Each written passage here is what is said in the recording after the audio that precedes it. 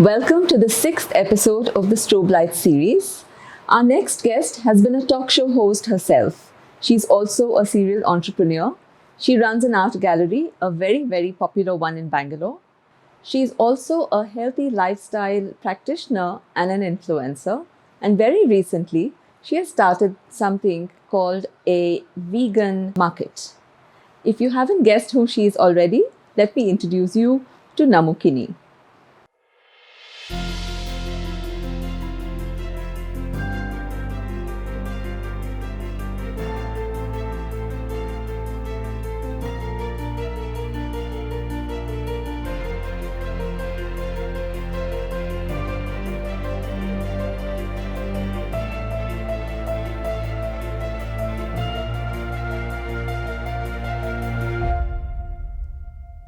Welcome to the show, Namu. Thank you so much. Thanks for having me. It's great to meet you after so many years. Yeah? Yeah, likewise. In a different avatar. I feel like I've taken over your spot from the talk show. That's true. That's true. So how was doing the talk show? Are we going to see you back in the talk show host avatar? Well, I hope to, revive it. Yeah, revive my talk show at some point, but I'm being a little patient with that because I have my hands full. Yeah. But I'm sure, it's an intrinsic part of who I am. Right. And yeah, it'll be back at some point, you'll know. Right. But like I said in the introduction, you wear so many hats, right? To be honest, Anupama, I've just never fit into any sort of a mold in my life. And I've learned that in my early 20s. I could just never climb the corporate ladder. Okay. And if you draw a circle and you can cut it up into different pies, okay, and each pie represents the different areas in your life that you need to be conscious of and improve on constantly to feel balanced. Okay. So you have to, for example, you have to take care of your finances, but it's as important to take care of your social life. And then you have to do something for the community, in terms of social work or however it is that you want to contribute or give, right? And then your family life. And then you have to pursue your own interests, okay? As soon as I discovered the balance wheel of life, it is something that I could really relate to. And in fact, sometimes I host online workshops on this because this is a topic that I'm really passionate about. I feel like everyone can really benefit once you know this concept. It really and it can click. You can really work on leading a very balanced life. You can't overdo it in any one area. So some of these things, you're talking about my interests. So some remain as interests. It can be just a hobby. Kynkyny for me is very fulfilling in so many ways because it allows me, it's a creative outlet for me. It's an expression. I also get to interact with people whom I consider very interesting, and it enriches my life. I went to, like a Catholic school in Bangalore. You lead a very sheltered life. Of course, yeah. Right? And where would I meet these artists from the heart of West Bengal, from villages across the country, right, who could barely speak English? So it's really been an eye-opener for me, and now it's been 18 years. The clients whom I've been able to build relationships with, right, they come from very interesting walks of life. So nothing has been a typical job. In fact, I'm very fortunate to enjoy what I do. Right. But I feel like I've also made it happen. I've kind of listened to the feedback and the signals, and I've kind of designed my life to suit myself. Let's come back to Kynkyny. That's sort of been the mainstay of your life. That I have to tell you, we were sitting in this very room, and Vivek and I think I was 25 years old. We had just moved back from the US to start something. We didn't know quite what it was going to be. But we were young and we were very romantic about the idea of starting something. And it was called, what was that? India Inc. And, there was this whole, movement of NRIs coming back to India because there was so much opportunity and really we had no clue.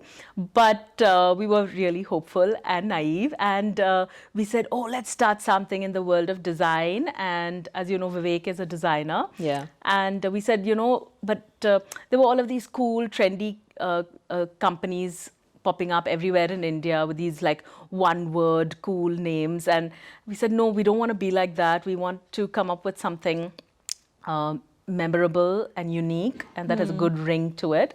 And I had always promised my father, whose name is Namu Kini, that I would grow up. I mean, this is when I was 3, 4 years old, that I would grow up and start a company called Kynkyny and make his name famous. Oh, so sweet. So so when we were looking for a name, I said, oh, I had promised my father, so let's call it Kynny. And then I said, let's call it Kynny and Kynny. And then we just played around with the name Kynny. And that's how we came with Kynkyny, because it became so unique. And instead of I's, Kynny is K-I-N-I, we made it K-Y-N. Yeah, so which made it very unique, and it's unique to look at or to even the way you say it. Right. Yeah. And it always reminds me of the ring of a bell. Yes, No? and it does mean the sound of bells. And I think that's also, it's very beautiful and also auspicious. Yes. Yeah. So when you started Kynkyny, did you have a particular focus in mind in terms of what kind of artist did you want to represent, or what kind of art did you want to promote? Vivek and I were very young when we started Kynkyny. I was 25 and other gallerists were literally twice my age. I did not have a background in art curation or in art history. I had studied economics. And in fact, my mother-in-law introduced me to the first group of artists, maybe 5 of them, and I was very intimidated. I thought for sure they would just say no to working with me, but they were all just very wonderful and down to earth. I'm talking about people like JMS Mani and Jasu Rawal and G. Subramanian. Yeah. They all said yes. And in the first day itself, we sold a few paintings, and the highest value was 15,000. And I was completely floored that anybody would trust me to to buy art from me. I was just a kid, but I have to say that each milestone was a stepping stone. With each painting sold, it gave me a lot more confidence to recruit more artists and work with them, no matter how old I was or how much experience I lacked. It didn't matter. And in any case, I'm fairly fearless, I think, so I've grown up that way. Yeah. But every little success would feed me to, just go for it. Hi, today we're going to be talking about one of our favorite artists, Basuki Dasgupta. We've worked with him for over 17 years now, and he's been through quite a journey. But let me start with the early years and tell you about where he's from, what his works are truly about. He's from a small town called Bishnupur, a few hours away from Calcutta, which is famous for its terracotta temples. So he's grown up around art, craft and texture. So it was only natural that in his college years he went to Kala Bhavan in Shantiniketan and studied under the Bengal masters like Jogen Chowdhury, Suhas Roy, Lalu Prasad Shaw, and studied mural making under K.G. Subramaniam himself. So Basuki did his bachelor's in painting and his master's degree in mural making. And what he's achieved right now is a marriage of the two mediums. It's almost like a painted mural on canvas, and that's something that he's developed over the years. In his artworks that you'll see, they're very textured, and his subjects often range from the goddess Durga, all of the women in his life, really interesting animals, landscapes, abstracts, foliage, and flowers. The relationships that I've built with the artists and our clients have been kind of a central part of what we do at Kynkyny. It's not just about a transaction. Some of my artists were struggling to make 15,000 rupees a month 18 years ago when we started. So, we made it, it was a challenge for us. We took it on, not just to make ourselves successful financially. We wanted to give them financial stability. And as an artist, there's no guaranteed paycheck either. Yeah, It could be 15,000, it could be 5,000, it could be zero, right? Right now, artists are really respected. People fly them around the world in business class, and they put them up in 5-star hotels to host these art camps. But it was different back Those then. days, yeah, yeah. You know, they were not even held in the type of high regard that they are right now.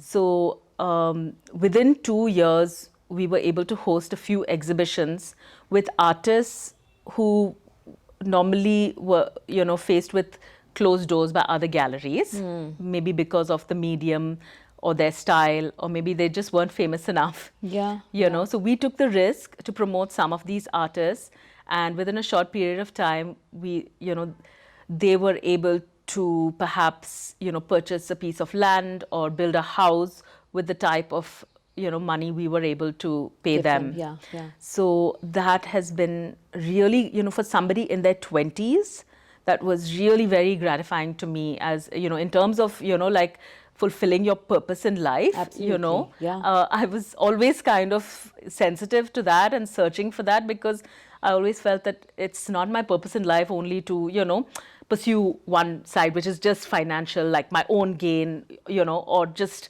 my family life. It's never been about silos and just one thing. Yeah, that's pretty much what it's all about. How was COVID in terms of your art business? Did you do well? Did you have to step back and think of pivoting the business? How was it? So before COVID hit, we had relaunched as an online platform. And of course, we didn't know what was in store for us, okay? Yeah. And we just turned up the dial in terms of, we got really smart with our online reach. Yeah. Fortunately, COVID has been great for business. And, initially when Kynkyny grew, it was through word of mouth. Every client brought our next 2 clients, or our next 5. And it was through recommendation that we built trust. But now we build trust through the type of content that we put out online, Right. through the stories that we tell about ourselves, our clients, our artists. And we have several clients from around the country and around the world. So it's been an exciting time for us and our artists. So you said COVID has been good for art. So what, did people buy more art during COVID? Yes, actually. So, in the past 18 years also, art has appreciated a lot. So, we had started as an affordable art gallery. And those same artists who were selling, remember I said for 15,000, now a painting will be about 1.5 lakhs, or maybe it will be 3 lakhs, right? I think a lot of people were spending a lot more time at home and decided to invest in the space that they were spending the most time in. Right. And perhaps they would have saved some money, Right. Because there was no travel and... No travel, yes, and no unnecessary expenditures, Right. Nothing extravagant happened Right. in 2 years, no fancy weddings to travel to. Yeah, You couldn't yeah. even host a fancy wedding. I No remember milestone birthdays. you introducing a concept called a shopping fast. Oh, And yeah. I think we were forced to go on a shopping Absolutely. fast. It was good. And, in the beginning, the market did fluctuate. Yeah. So again, for the few months, people may not have been buying art. But very soon, Right. it went back up and people were confident. Art is something that's pleasing. You love to put it on your walls, but it also has an intrinsic value, right? And some artists' work appreciates better, or you get a better return on investment. So how do you determine that, or how can I determine it when I'm buying? You should do your own research on an artist, preferably by talking to the gallerist and, understanding the artist's journey. How, if you're looking at it purely from an investment point of view, you should, understand where they began, how long it took them for their art to appreciate. You should understand their style, because it's a lot of artists do price per square foot. But a trained curator or a gallerist whom you can trust and build a relationship with will be able to tell you which painting would be better, which artwork would be better between 2 or 3. You know, there is a reason. There are several artworks in an artist studio, but a curator will only pick a few. Correct. Yeah. You know, so you have to do your research, work with a gallery that you can trust, and you need to agree with the gallerist, and always buy what you love. It's not the same as, you know, when Priya will advise me to invest in a certain mutual fund. It's not like there's any love there. You know, I trust her advice. Yeah. But, you know, if you just go by a trend or what the Joneses are buying, you know, that's when often you make a mistake. So if there's a reason, it should appeal to you. It should appeal to you, because then it will likely appeal to someone else should the time come that you want to sell it. Sometimes people sell just to replace with another artwork, and that's how they keep their collection moving. Another facet of you that most people sort of recognize you for, which is, you know, inspiring us all to eat healthy and adopt a sort of active lifestyle. So what got you started on this sort of eating healthy journey? You know, the thing is, my husband and I have always wanted to be adventurous as a family, right? And for the longest time, we were waiting for our kids to grow up and catch up with us. We're sort of still waiting for the younger one. But, you know, we just wanted to be, my husband has always been into, you know, fitness and sport. Fitness, a lot more than me, a lot more than I was exposed to as a kid. But, you know, I just wanted us to be the type of family that, you know, when we travel, we go hiking, we go cycling, and, you know, and to do all of these things, you have to be fit. Correct. And so, like I said, I don't know, life's just been a journey. You know, the more research you do, the more people you meet, and you kind of grow. I'm vegan and I eat, and not just vegan, I won't eat anything vegan. I'm plant-based, so I just eat a lot of fruits and veggies and whole foods. That's what I believe in. And I guess that, you know, anything that I'm excited about, I try to kind of amplify and share that message with the world, and that's a part of who I am. So, so that's, you know, I guess that's how I started the vegan market as well, you know. And that's something that, again, started in the pandemic. And it's not like I had some big goal to do that. It wasn't really on my to-do list for a very long time. I just started Namu Recommends as an Instagram page. Media, right? Because I just wanted, it was during the pandemic, and I just felt like I wanted to do something to help small businesses, and I thought that would make me feel better, you know, and feel productive in some way, you know. And I started discovering so many, because in my home, my husband turned vegan, you know, about a year after I did, and then my daughter turned vegan at about, I think, the age of 9. She was also just a kid, and, you know, there's so many temptations, birthday parties where she would, you know, refuse to eat the birthday cake, and all of the treats that she was used to, you know. And so I made a big effort to make sure that she didn't feel deprived at home. And that's how I discovered. And during the pandemic, there was just so many new brands that, you know, started in home kitchens and grew organically, and again, very fast. It was very good for small businesses and home businesses, as you know. And I, like I said, relationships are very important to me. So all of these people who I, you know, order from, my Swiggy and Dunzo friends, you know, they all became my friends, and I naturally, you know, would take on a role of mentoring them, because I wanted to see their businesses grow. And then, of course, I'd put my friends on to them. And then, you know, I found that social media was a great way to, again, amplify this message. And within a few months, it turned into something much larger. And, you know, now it's a market. You know, there are so many influences in this market. I spent time in New York before we moved back to India. We lived in New York, and almost every weekend in the summer, there were these, like, they would close off a couple of blocks, and they would have these fun street fairs, street markets, where there'd be all sorts of exciting stalls with, like, you know, trinkets and random things that you don't have to buy. And you know, you have this feeling of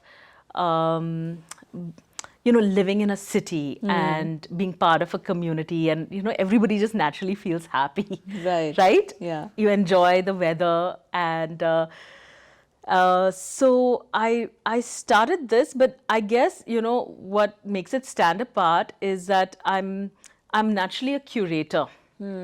So the same skills that I bring to Kynkyny, I bring to the vegan market. And so I try to create a space where every single stall is really exciting, and that the customer will come in and feel like they discovered something themselves, like Yes, and yeah. some of these brands, we had teenagers enjoy the market, we had people in their 20s, 30s, all the way up to grandma and grandpa. Yeah, it was like a family day out, no? Yeah. Yeah. We didn't have to drag, it's not like you had to leave the kids at home because they Right. wouldn't like it. Because it was really fun. There are food stalls, there's makeup, there's clothes, there's composting. I mean, it's Yeah. the whole spectrum. Yeah. And your daughter has also turned an entrepreneur? Yeah. So my younger daughter, Surya, she started a business called Cakes for Kindness. And again, it's nothing, we didn't give her the idea. She was also at home during the pandemic. And she too, she just felt the need to, she's a big animal activist, and she, as a coping mechanism of being really lonely and unable to interact with her friends, she decided to bake vegan brownies and go door to door in our building community and sell them. Okay. And I decided that I'm not going to try and sell them for her. Like, Good. I'm not going to pull any strings with my neighbors and saying, you better buy her brownies. I'm like, this is your thing. Good luck. And so she went door to door and she started selling these brownies. And so she keeps half the profit, and half the profit goes to various charities. Okay. Wow. And by the way, she's very generous with her giving. Okay. So she, it gave her a lot of confidence. I can't even tell you that it really changed her life. And of course, we're really proud. So a lot of what you do, value, money, return on investment on art, you seem to be quite well versed in money matters. But why did you choose to, come to PeakAlpha for financial planning advice? Priya was originally a friend. Yes. And from the beginning, I've been very on top of my finances, thanks to my father. So he's, my first paycheck that came through, firstly, I was so shocked. This is in New York. And I was like, but where's, so much of it went in taxes. I didn't know that would happen straight out of my paycheck, and it was so upsetting. And then, it just disappeared in my spending, okay? Like, it would just disappear, my paycheck. And then my father was the one in the first or second month. He said, what about saving? Why don't you save a little? And then I said, oh, should I save $150? And then he's like, no, it should be more than that. And, so he encouraged me to save, and then he left it at that. Okay. But then it just, got me thinking about saving money. And I didn't know much about mutual funds and all in my early 20s. But my husband and I started, I would say, saving pretty aggressively, especially for New Yorkers, because many of my friends, they said, oh, we live in New York, we've decided not to save because we just want to live it up.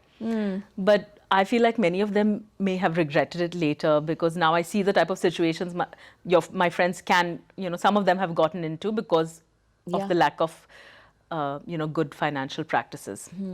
So, and then, we were able to start Kynkyny with our own savings, which was, quite amazing. And it was a good feeling. And, as soon as we could invest some of that money, we started working with some banks. Okay. They have their investment advisory, right?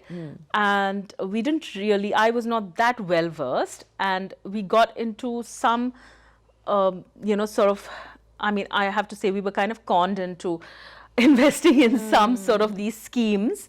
That didn't make sense to you. Yeah. So we lost quite a lot of money. And so this was in the first, I would say, few years of investing. And then, in fact, we had invited Priya Sundar to give some talks at Kynkyny. So we had something called the Kynkyny Culture Club, where we wanted to enrich our clients' lives, again, with various aspects of life. So we just appreciated her approach. And Priya was anyway somebody who we could trust. And, as we started exploring the idea of working with her, it was very reassuring, the kind of approach that PeakAlpha takes when you choose the type of funds that you recommend. Yeah. And the way, and it's not just about, you talk about financial goals, and it's not just about saving, it's also about how you want to live your life. How do you see the next few decades ahead? What kind of a lifestyle do you want to lead? What are your responsibilities for your children? Not one single financial advisor from these big banks would go through this with us. Budgeting. So it's been about 7 or 8 years that we've worked with Priya, and we've really appreciated the method, the research that goes behind the recommendations that are made, and also the reporting that we have access to our entire portfolio, as well as our expenses, our entire net worth, and the way that our quarterly meetings are handled. It really is in a very responsible way. I feel like, our experience with the previous banks was really very scary, because you work so hard to save, and that's your retirement money. Maybe that's, for your kids' education. It's your emergency fund. Yeah. And the way, some advisors can be extremely irresponsible with that amount of money. Yeah, hard-earned money. Yes. And once you've seen it go and disappear from you in a very sort of a casual way, then you really look for somebody who you can trust and work with. So it's been a wonderful experience, and of course our portfolio the past few years have been good, with several sort of hiccups along the way with the market, that is.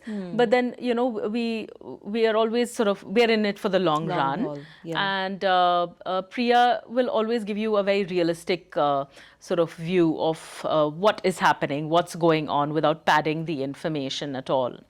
So if there's one word that comes to my mind, it's trust. You also said that you're very, when it comes to money, you're very wise. You started saving early. So what are some of the life learnings when it comes to money that you want to share with our viewers? That women should save. I mean, everybody should save, but I'm a woman, and my closest friends are women, and most of them didn't save. At all. Their paychecks just went in clothes and holidays and things that are no longer with them. Yeah. Along with, putting your resume together and training people on how to get a job and business communication, there should be some tips, some basic, advice on how to handle your finances. Correct. And I've seen, my little cousins, they would get their first job at Infosys. Immediately, they'll buy a Louis Vuitton bag. They'll save their first lakh and boom, it's out, Yeah. So I would just, it just should be the other way. Boom, she should have saved that 1 lakh.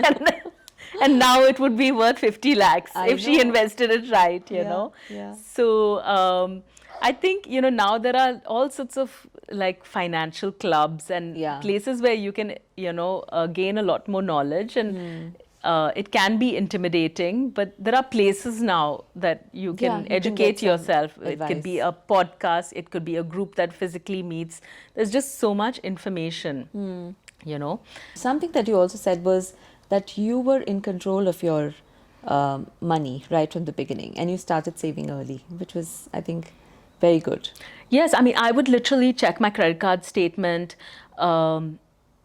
every other day to make sure that I wasn't, overspending. And then I would check my bank balance. And, there are people who still don't do that. And they get surprised when they get their credit card bill. And I never paid the minimum amount due. I mean, I would always pay the entire... Yeah. So never live beyond your means.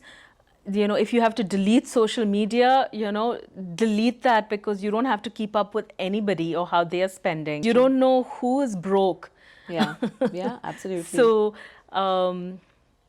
just take care of your own finances and keep your savings, as large as possible. And in the same way, if I had to compare investing in art and, Kynkyny and PeakAlpha, get a good advisor. So something that I still haven't done, for example, the stock market. I would never get into something like day trading unless I had done enough research, and I'm a professional day trader. I would quit everything that I've done, and I would, immerse myself in that. But just because your best friend's buddy is doing that and made a lot of money, I would not advise, investing in something that you're not an expert at. So I would not be able to pick my own, create my own portfolio. And that's why I work with someone who I can trust, and also who has the history. Now, I've worked with her, PeakAlpha, for so long, and it's been really good for our portfolio, and so we will continue to. So what about new forms of art like NFTs?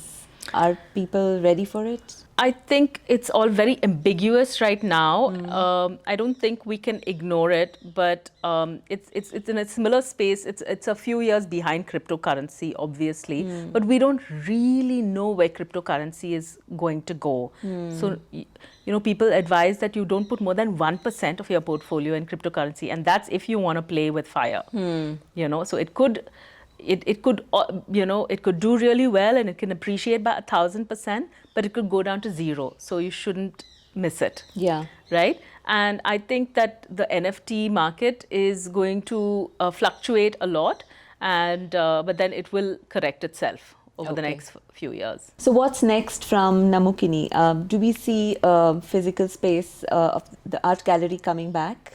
Yeah, we're really, I guess this is the first place we're announcing it. We are reopening the gallery. Oh, lovely. And later this year, we are opening a physical space. Okay. And the reason we're doing that is to do justice to the incredible artwork. See, we've always had a sort of a museum kind of a feel without intimidating our clients. Everyone is welcome to come and feel comfortable to come and enjoy and appreciate art.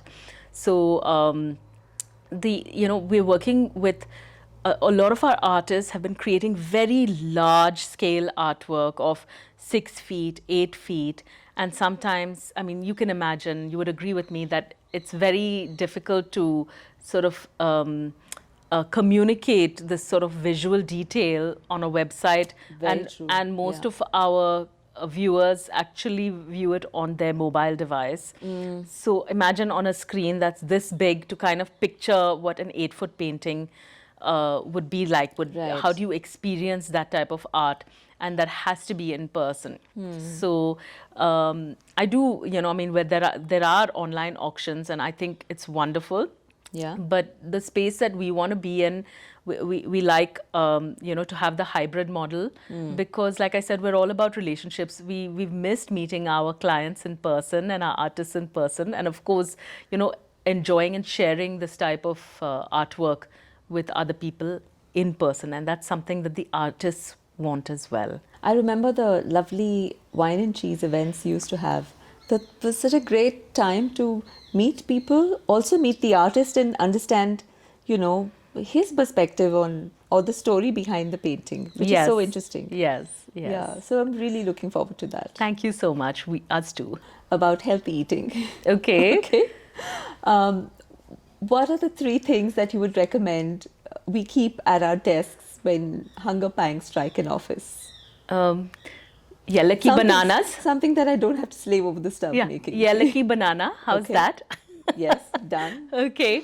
You can keep a handful of nuts. You can make your own trail mix with some walnuts and some raisins and almonds. Possible. And you can come to one of my vegan markets and buy a snack. And support some small businesses. That's a great idea. Yeah. How do you get your children to, you said one of your daughters turned vegan at 9. How do you get them to, eat healthy? So, I think it's all by example. So my husband and I we eat pretty healthy, and our salad bowls are this big, and we eat the rainbow, and we don't expect everyone to, we got here at this stage of our lives. But my husband used to drink Coca-Cola, bottles of Coca-Cola, and we used to eat, complete crap. At their age, I didn't know anything about nutrition, Yeah. right? And I was sort of eating junk food. So I don't think you can tell them anything, but they're watching you. So Right. now, Surya eats a salad for lunch every day. And she takes popcorn for snack, and she drinks a smoothie when she gets home from school. Wow. And then, yeah, even my other daughter eats salad for lunch every day. And, so they'll have to make their own mistakes, but I don't think you can tell them too much because, I mean, you can tell a toddler what to do, but you can't tell teenagers what to do. So you can Absolutely. just sort of lead by example and keep your fingers crossed, and then it's their journey. Yeah. And so, if one were to cheat, would you recommend you cheat for a meal, one meal a week, or one day a week? Oh, I would say one meal. One meal a week? Yeah, one Okay. meal. And it depends on, what is a cheat. I guess you can pick it, but you have to take care of your soul as well. Like, if you want a chana bhatura, that's going to make you really happy, or if it's a rum and coke for someone, whatever it is. Yeah. But you have to be happy. But thank you, Namu, for giving us so much information about art, about healthy eating, and money. And it's always lovely to talk to you. And I'm looking forward to the next Namu Recommends Vegan Market. Thank you. Thank you Yeah. so much for having me. We hope you enjoyed our conversation with Namu Kini. If you have suggestions, comments, compliments, please do write into us at hello@peakalpha.com. Please also do check us out on our social media handles on LinkedIn, Twitter, Facebook, and Instagram. Also, we'd love to hear who you'd like to see next on the Strobe Light Show. So communicate with us, write to us, and do check us out on the podcast as well on Spotify. Until next time, then, thanks for joining us and stay safe.